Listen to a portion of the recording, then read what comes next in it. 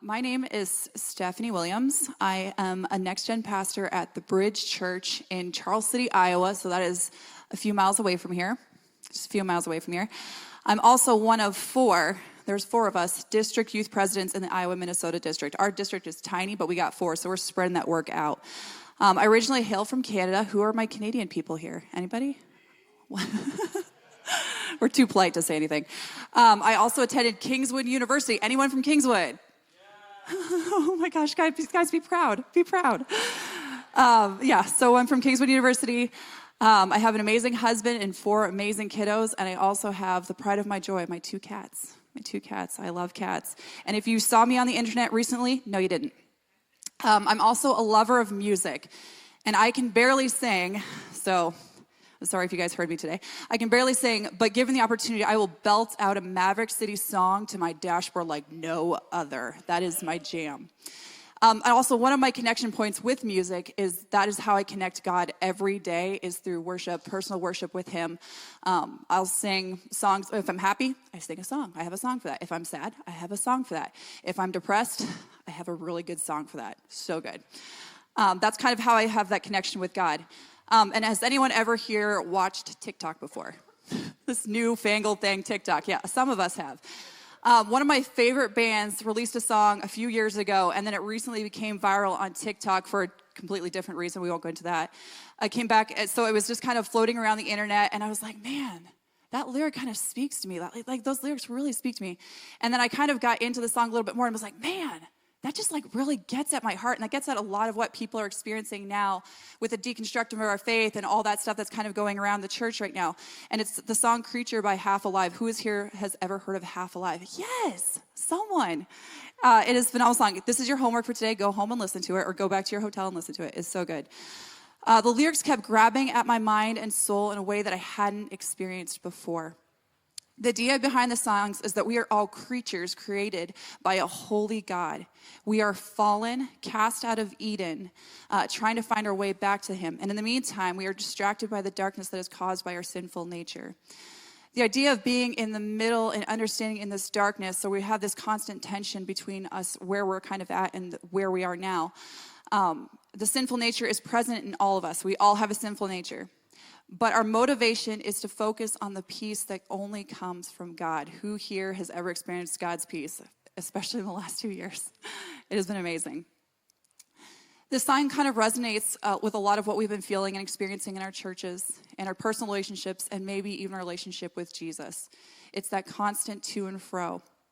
We live in this constant contrast between what we are compelled to do and what our sin nature drags us to do. But what we really should be compelled to do and be driven by is something beyond our present circumstances. It's a desire to know our Maker, a desire to know His heart. And the closer we get to Jesus' heart, the less and less we can focus on our sin nature. So we are both haunted and holy, haunted by our sinful nature, flawed and living in perfection, but also holy, created by God in His image and actively pursuing who He is. So if you guys have not joined the cohort for the Body, this actually goes over that. It's a shameless plug because it is so good. That book is amazing. But anyways, we're going to jump into John 17. So if you guys have your Bible, we're going to get into it really quick here. John 17, 14 through 16. So I have given them your word, and the world has hated them. For they are not of the world any more than I am of the world. My prayer is not that you take them out of the world, but that you protect them from the evil one.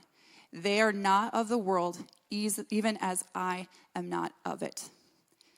If we want God's Spirit on us and to rest in us, we have to decide to live holy lives, pursuing Him actively every day. So we're going to kind of go back to a well-known story. Hopefully everyone in this room knows this story. When Jesus was on the cross, we know that story, right? Yes. Jesus was on the cross. He was hung between two criminals. The first one mocked Him and said that if He really was the Son of God, that He could get down from the cross. And the other criminal recognized the distinction in who Jesus was and asked Him to remember Him. And do you know what Jesus said to criminal number two? Jesus says to the man, I assure you, today you will be with me in paradise. Wow. Every time I read that, I get like little goosebumps on my arms. I'm like, oh, that's so cool. Yeah, Jesus is awesome. I am so thankful for criminal number 2. And for God showing me it's obviously not our actions that are going to get us into heaven, right? It is not by actions that we are going to heaven, but a condition of our heart. But we don't get it easy like criminal number 2 did. Criminal number 2 said, I'm going to follow Jesus now. Like, I love you, Jesus, let's go. And then instantly he was in paradise. We don't get that privilege, right? 100% of us in this room, when we became a Christian, we did not instantly go to paradise, right?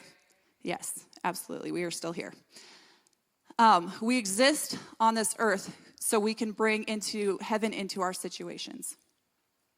I'm going to say that again. We exist on this earth so we can bring heaven into our situations. But that grind of flesh versus holy, the holy pursuit constantly plagues us, constantly makes us feel like our skin is on fire one moment, and then in another we can transcend and almost touch the face of God. This is the middle that we're living in. Who here has felt like you're in the middle of something right now? Anybody? Yeah, we're in the middle. This is the place we find ourselves, in the middle. Some of us might feel stuck right now. In the middle of a pandemic, it's not over. It feels like it might be, but it's not over. In the middle of a war that's going on. In the middle of history. In the middle of our lives. In the middle of living out our testimonies for Jesus. In the middle of walking out the sin that has so ensnared us and needs to be exposed. In the middle of restoration. God is a restoration God. In the middle of the high point in our ministry, if you have a high point in your ministry, go you. That is amazing.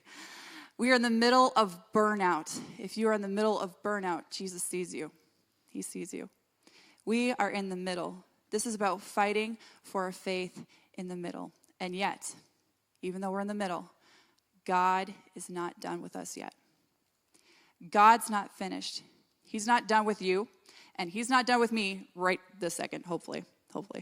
God is still in the process. We are half-finished creatures in our faith, bumbling and struggling towards one common goal, being reunified with our Maker. We are in constant contrast to one side of ourselves. So who feels this pull of being in contrast to ourselves? Most of us probably do. The haunted self, the sinful self, and the holy self, the one that wants to pursue Jesus as much as we can, but there's just that pull back constantly. We're constantly going to and fro. Our haunted self leaves room for others to see that there is still hope for them yet. So your haunted self still leaves a glimpse of hope that there is something more for them.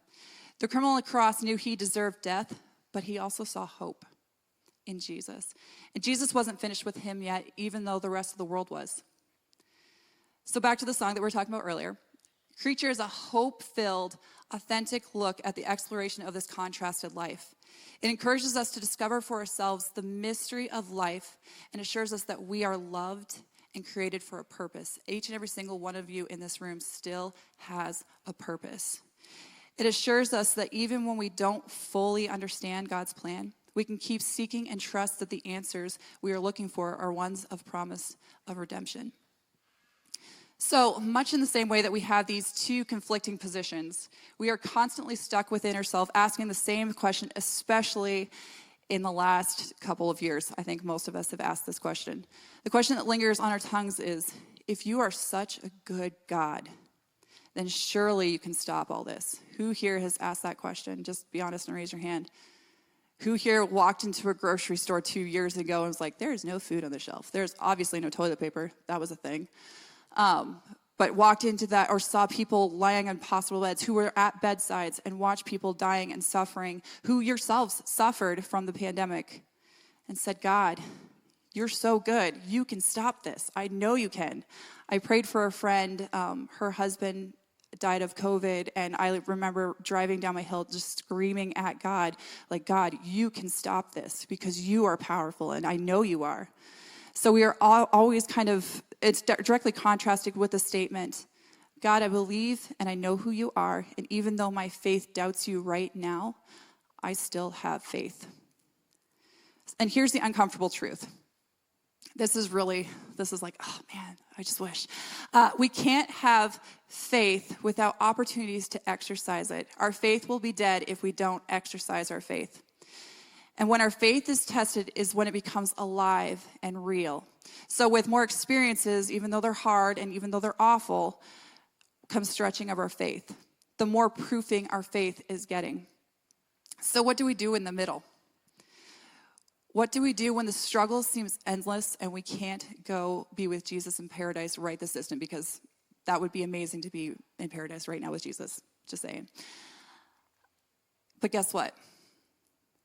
God doesn't live in the middle. He was there before the beginning, and he is there after the end. God shows up in our middles, though. He meets us in our middles. He shows up in our disappointments. He shows up in our what nows. He shows up when we are fighting to get out of bed each and every single day. He is present in the middle, and God will meet us in the middle. We just have to trust that he knows the end and follow after him blindly. So I know we are starting out pretty heavy this morning. Welcome. Good morning. Hello. You're all half awake, so it's fine. We're starting out pretty heavy, but I think with what we did yesterday, we kind of needed this kind of experience to kind of let go of what we've kind of been holding on to for the past 2 years or experiencing in the last however many. And if you look around the room, look at all these beautiful people. These are some of the people who will get it the most. These are people who spent countless hours playing Zoom room games. Who played a Zoom game? Please raise your hand, everybody. It was so embarrassing. We had to figure out how to value students when we couldn't physically be present with them. We had to figure out how to reach people for Christ without being in the same room as them. We watched our ministries drastically change. We watched our relationships drastically change. We watched ourselves drastically change.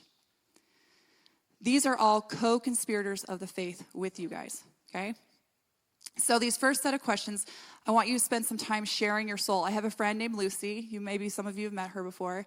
But anytime you get in a room with her, as soon as she gets you alone, she looks at you and she says, "How is your soul?" She wants to get past all the other crap that we have. She says, "How is your soul?" And so this is an opportunity. You guys, maybe some of you all know each other. Maybe you don't. If you're at a table by yourselves, find someone else. This is an opportunity for you guys to go over these next few questions and just share your soul with other people in the room. We've all been there. We've all had struggles. We've all felt something in the last 2 years or beyond that. So this is your opportunity to kind of share.